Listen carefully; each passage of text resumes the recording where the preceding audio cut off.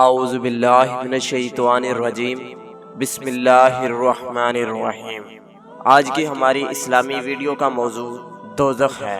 تو دوستو، ویڈیو کو شروع کرنے سے پہلے ہم آپ سے گزارش کریں گے کہ ہمارے یوٹیوب چینل کو سبسکرائب کر دیں اور بیل آئیکن کو آل پر پریس کر دیں تاکہ آنے والی ویڈیو کا نوٹیفیکیشن سب سے پہلے آپ کے پاس پہنچے۔ تو دوستو، ہم ویڈیو کی طرف چلتے ہیں۔ مرنے کے بعد دوسری زندگی جو کہ ہمیشہ رہے گی، اس میں ہر انسان کی آخری منزل ہے جو کہ جنت ہے یا پھر جہنم ہے۔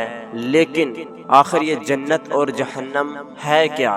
تو دوستو، آج ہم جہنم کے بارے یعنی دوزخ کے بارے میں بات کرنے کو جا رہے ہیں۔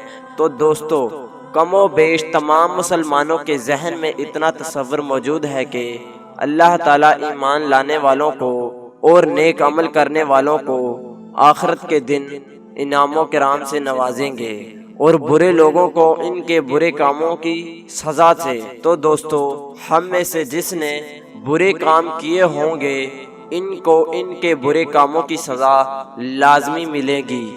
اور آج کی ویڈیو میں ہم صرف دوزخ کے موضوع پر بات کریں گے۔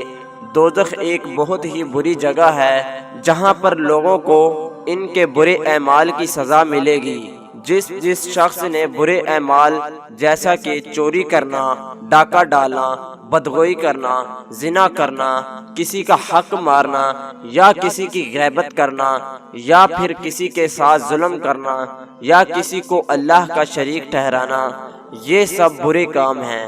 یا پھر جھوٹ بولنا یا تو پھر حرام رزق کمانا، یہ سب برے کام ہیں۔ ان سے ہم کو بچنا چاہیے، ورنہ اس کی سزا ہم کو دنیا میں تو ملے گی ہی، لیکن آخرت میں اس کی بہت بڑی سزا ہے جو کہ دوزخ ہے۔ اب اللہ پاک کے غضب و جلال یعنی جہنم کے بارے میں کچھ آیات ملاحظہ فرمائیں گے جن کا ترجمہ یہ ہے: جہنمیوں کے لیے آگ کے لباس کاٹے جائیں گے، ان کے سروں پر کھولتا ہوا پانی ڈالا جائے گا جس سے ان کی کھالیں ہی نہیں بلکہ پیٹ کے اندر کے حصے تک گل جائیں گے۔ سورۃ حج آیت نمبر 19 اور 20 کا ترجمہ تھا۔ جہنمیوں کے لیے آگ کا اوڑھنا اور آگ کا بچھونا ہوگا۔ سورۃ الاعراف آیت نمبر 41 کا ترجمہ تھا۔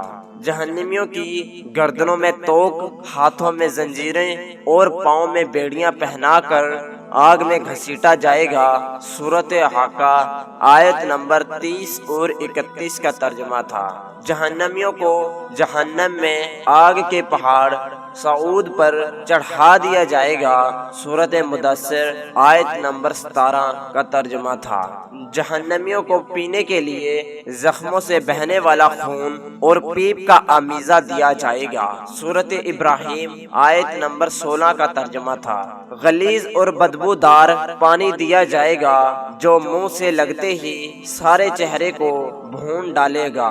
سورۃ الکہف آیت نمبر 29 کا ترجمہ تھا۔ بدمزہ، بدبودار، کڑوا اور کانٹے دار درخت جہنمیوں کو کھانے کے لیے دیا جائے گا۔ سورۃ الغاشیات آیت نمبر 6 کا ترجمہ تھا۔ جہنم میں جہنمیوں کو مارنے کے لیے لوہے کے غرض ہوں گے۔ سورۃ حج آیت نمبر 21 کا ترجمہ تھا۔